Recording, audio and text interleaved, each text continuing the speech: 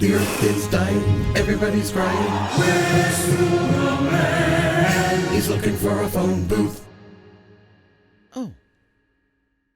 Bonjour. Dans la vidéo précédente, nous avons vu les définitions des indicateurs de diversité HI, HS et HT, qui mesurent la diversité allélique à différents niveaux. Au niveau individu, c'est le HI. Au niveau de nos sous-populations, c'est le HS. Et au niveau de la population totale, c'est le HT. Puis, nous avons utilisé ces indicateurs de diversité pour définir les F statistiques, FIS, FST et FIT, qui sont obtenus en prenant l'écart relatif entre les diversités mesurées à deux niveaux différents. Pour bien comprendre ce que représentent ces F statistiques, nous allons maintenant regarder quelques exemples en détail, en commençant par le FIS. La première question que l'on peut se poser est de savoir comment se comportent nos indicateurs dans le cas extrême où notre population totale n'est composée que d'une seule sous-population. Le HI étant la moyenne des hétérozygosies observées au sein des différentes sous-populations, si l'on n'a qu'une seule sous-population, HI est alors égal au HO de cette unique sous-population. De même, HS étant la moyenne des HE au sein des différentes sous-populations, si l'on n'a qu'une seule sous-population, HS est égal au HE de cette unique sous-population. Enfin, lors du calcul de HT, pour un allèle particulier, la moyenne de ses fréquences au sein des différentes sous-populations, Pi bar, est simplement égale à sa fréquence au sein de notre unique population. On a donc HT qui est égal au HE de notre unique sous-population. Ainsi, dans ce cas particulier, le FIS, qui est défini comme étant HS moins HI divisé par HS, devient HE moins HO divisé par HO. De même, le FIT, qui est défini comme HT moins HI divisé par HT, devient égal à HE moins HO divisé par HE.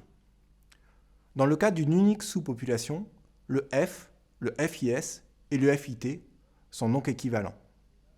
Quant au FST, il est dans le cas d'une unique sous-population, toujours égal à 0. En effet, le FST étant défini comme HT moins HS que divise HT, il devient dans ce cas particulier égal à HE moins HE divisé par HE, et vaut donc 0. Si l'on se souvient que le FST vise à mesurer la divergence entre les différentes sous-populations de notre population totale, on comprend que son calcul a clairement peu de sens dans le cas extrême que l'on regarde ici, où l'on considère que la population totale étudiée n'est composée que d'une unique sous-population. Par contre, le FIS a tout son sens, même avec une unique sous-population. Nous allons donc regarder quelques exemples dans ce cas simple pour bien en comprendre la signification. Souvenons-nous que le HE est à la fois un indice de la diversité allélique et la proportion d'hétérozygotes que l'on attendrait en cas de panmixie au vu des fréquences alléliques observées dans notre population.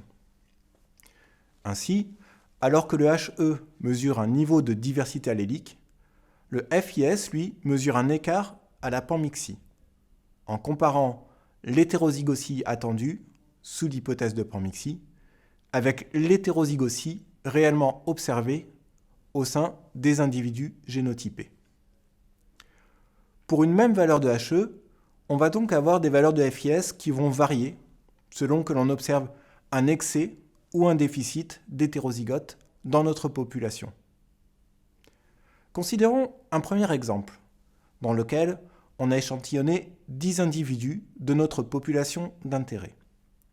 La fréquence observée de l'allèle rouge parmi ces individus est de 8/20, celle de l'allèle bleu est de 12/20. On a donc une hétérozygosie attendue qui vaut 0,48. Regardons maintenant le taux d'hétérozygosie observé. Dans cet échantillon, tous les individus sont homozygotes, soit rouge-rouge, soit bleu-bleu. HO vaut donc 0.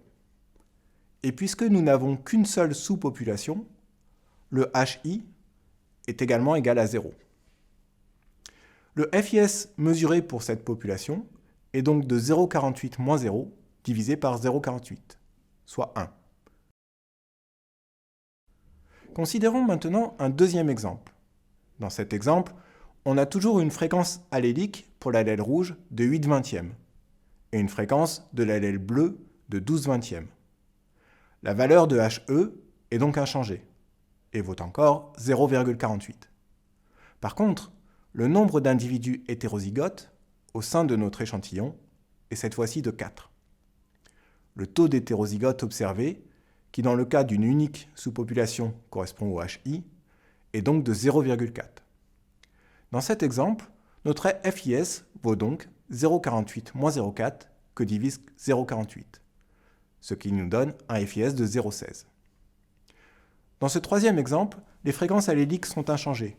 Le HE et le HS sont donc toujours égaux à 0,48. Le taux d'hétérozygote observé est cette fois-ci de 80%, ce qui nous donne un FIS de moins 0,66. Ces trois exemples montrent bien qu'avec les mêmes fréquences alléliques de départ, on peut obtenir des FIS très différents, qui vont refléter le fait que l'on a une surreprésentation ou au contraire une sous-représentation des hétérozygotes au sein de la population considérée. Dans le cas très simple, où on n'a qu'une seule sous-population, le FIS est en fait identique à l'indice de fixation F. Je vous rappelle ce que nous avons vu dans la première vidéo de cette série, lorsque nous avons discuté de cet indice de fixation F. Un excès d'homozygote peut s'expliquer par de la consanguinité entre individus, qui est notamment augmentée si le régime de reproduction inclut une part d'autofécondation.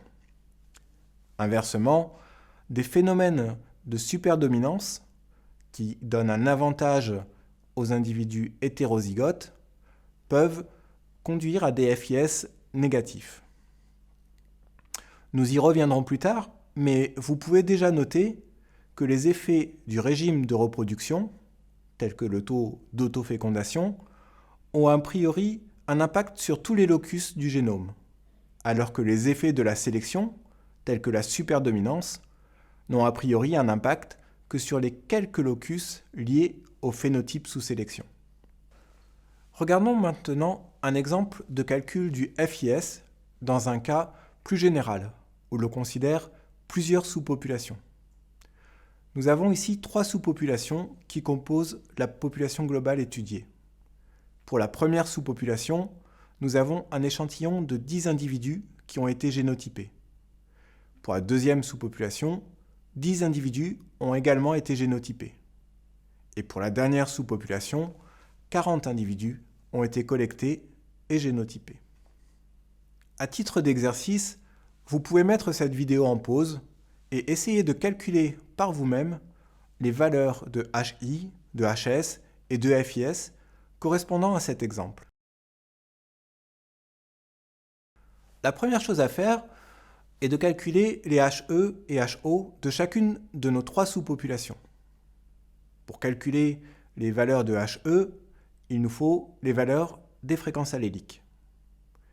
Dans le cas de la première population, la fréquence P de l'allèle rouge est de 7/20, celle de l'allèle bleu est de 13/20, et on obtient un HE, toujours avec la même formule, HE égale 2PQ, qui est donc égal à 0,455.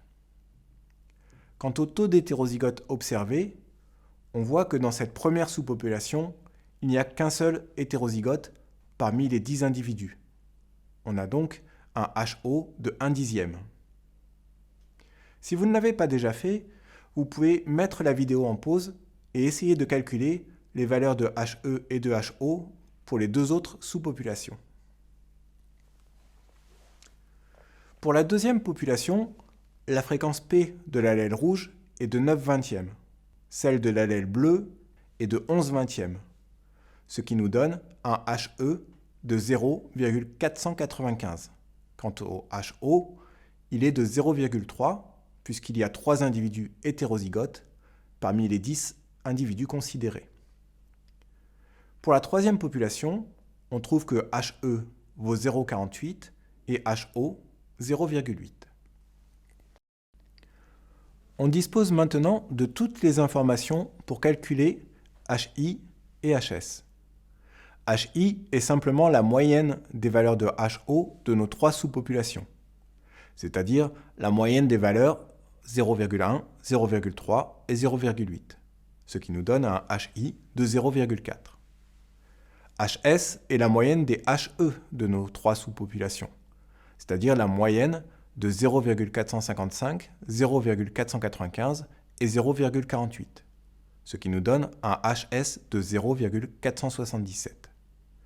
Enfin, le FIS, qui est l'écart relatif entre HS et HI, correspond donc à 0,477 moins 0,4 que divise 0,477, ce qui nous donne un FIS proche de 0,16. Si on le souhaite, on peut évidemment aussi calculer le FIS de chacune de nos sous-populations. Dans ce cas, on trouve pour la première population un FIS de 0,78, un FIS de 0,39 pour la deuxième et un FIS de moins 0,66 pour la troisième. Ce qui reflète bien le fait que la première et la deuxième sous-population ont plutôt un excès d'homozygote, alors que la troisième sous-population a plutôt un excès d'hétérozygote. Ce sur quoi je souhaite insister ici, c'est que lorsque l'on calcule le FIS de notre population globale, composée de trois sous-populations, ce que l'on fait, c'est la moyenne des HO et des HE de ces sous-populations, de manière à pouvoir calculer le FIS global, et non la moyenne des trois FIS de nos trois sous-populations. Visuellement, on peut avoir l'impression que notre population globale contient un excès d'hétérozygote, et être surpris que notre FIS ne soit du coup pas négatif, pour refléter cela. Cette impression visuelle est largement influencée par le fait que nous avons beaucoup plus d'individus génotypés pour notre troisième sous-population. Et il faut bien garder en tête que le nombre d'individus représente ici la taille de l'échantillon considéré et non la taille de la population complète. Les individus échantillonnés, ce sont les individus que nous avons prélevés et génotypés. Et donc c'est ce nombre-là qu'on considère et pas le nombre total d'individus réels qui composent in situ notre sous-population, ni même la taille efficace de cette sous-population. Il est donc possible que la sous-population 3 contienne en fait beaucoup moins d'individus que les sous-populations 1 et 2, et que parce que cette sous-population a un intérêt particulier, ou qu'elle est plus facile à collecter, un échantillon plus large soit disponible pour elle. Dans tous les cas, il n'y a donc pas de raison particulière à ce que notre troisième sous-population ait plus de poids que les deux autres dans le calcul de notre FIS global. Gardez bien en tête que la taille de l'échantillon n'a aucune raison d'être corrélée à la taille de la sous-population étudiée. Le nombre d'individus constituant réellement une population peut facilement être supérieur à plusieurs dizaines ou centaines de milliers d'individus. Par exemple, si on travaille sur des plantes, des poissons ou des petits mammifères. Par contre, la taille de l'échantillon utilisé pour étudier cette population, c'est-à-dire le nombre d'individus de cette population pour lesquels on dispose de données génétiques, est souvent de l'ordre de la dizaine d'individus. Alors que la taille de l'échantillon est toujours connue, en général, on ne connaît pas le nombre d'individus constituant réellement les populations. Quand on parle de taille de population, en génétique des populations, on fait souvent en fait référence à une taille de population estimée au vu des données échantillonnées, que l'on appelle taille efficace. Si l'on revient sur notre exemple précédent, j'espère que vous êtes maintenant convaincus qu'il est raisonnable que le calcul de FIS ne donne pas plus de poids aux 40 individus de la sous-population 3 qu'aux 10 individus de la sous-population 1 ou 2, et que vous comprenez donc pourquoi le FIS de notre population totale structurée en 3 sous-populations a une valeur légèrement positive, qui n'indique pas d'excès d'hétérozygote. Notez cependant que si l'on avait considéré nos 3 sous-populations comme une seule, on aurait obtenu une valeur de FIS complètement différente. Et dans ce cas, notre troisième sous-population aurait effectivement joué un rôle plus important dans le calcul de ce FIS que les deux autres. Mais ce qui est encore plus gênant, c'est qu'en ignorant la structuration de notre population, le nombre d'hétérozygotes attendus auxquels on se compare est complètement faussé. En effet, si votre population est structurée en 3 sous-populations, avec peu d'échanges entre elles, alors, du simple fait de la dérive, des allèles vont être plus fréquents dans certaines sous-populations que dans d'autres.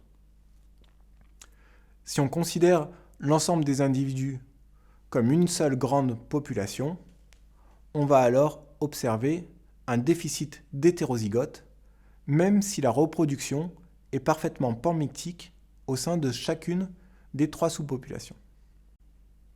On risque alors de conclure de manière erronée que l'espèce fait de l'autofécondation, alors que c'est juste une structuration en sous-population qui a été ignorée et qui est à l'origine de ce FIS négatif. C'est ce que l'on appelle l'effet Walloon. Prenons un exemple concret pour mieux comprendre ce qui se passe. Considérons le cas suivant, où notre population globale est constituée de 3 sous-populations relativement isolées les unes des autres. Elles peuvent, par exemple, correspondre à des populations vivant dans différentes vallées au sein d'un paysage montagneux. Ou alors à des populations séparées par des environnements fortement urbanisés qui sont difficilement franchissables par les individus de notre espèce. Dans ce cas, du simple fait de la dérive, les fréquences alléliques, au locus considéré, diffèrent d'une sous-population à l'autre. Par exemple, l'allèle vert est très minoritaire dans la sous-population 1, alors qu'il est très fréquent dans la sous-population 3. Dans la population globale, l'allèle bleu et l'allèle vert sont relativement fréquents.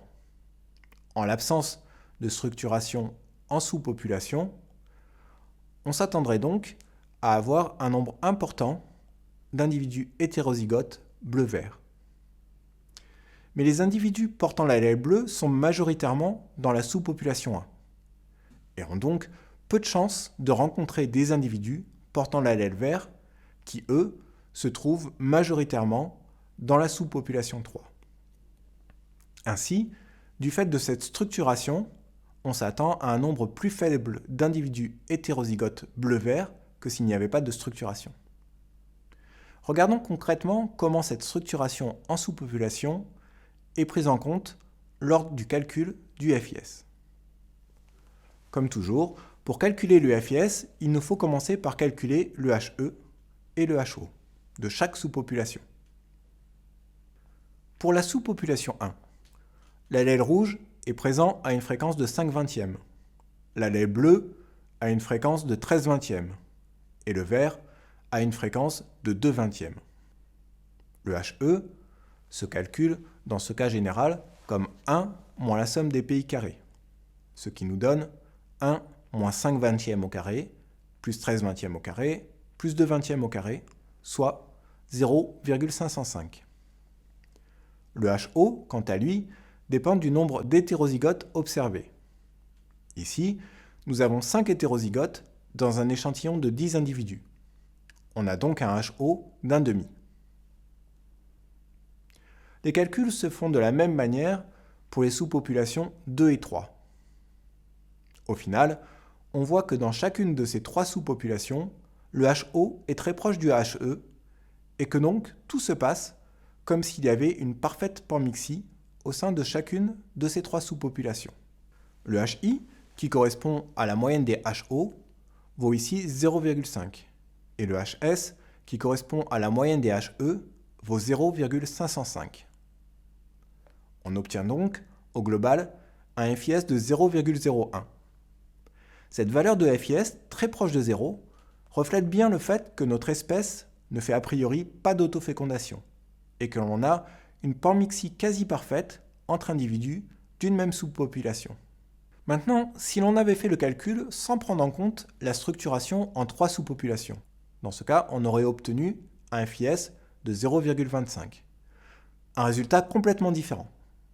Cette valeur de FIS assez élevé aurait pu laisser penser que l'espèce étudiée avait un régime de reproduction comprenant une part conséquente d'autofécondation. J'espère, avec cet exemple, vous avoir convaincu qu'il est important de bien prendre en compte la structure de votre population pour estimer correctement son AFIS et ne pas se méprendre sur son régime de reproduction. De manière plus générale, la structuration est en fait un élément souvent crucial à prendre en compte dans vos analyses de génétique des populations ou de génétique quantitative, pour éviter des erreurs d'interprétation. Parfois, on dispose de connaissances a priori, permettant de soupçonner une structuration en sous-population, comme c'était le cas par exemple dans l'exemple précédent avec des populations vivant dans différentes vallées, mais ce n'est pas toujours le cas.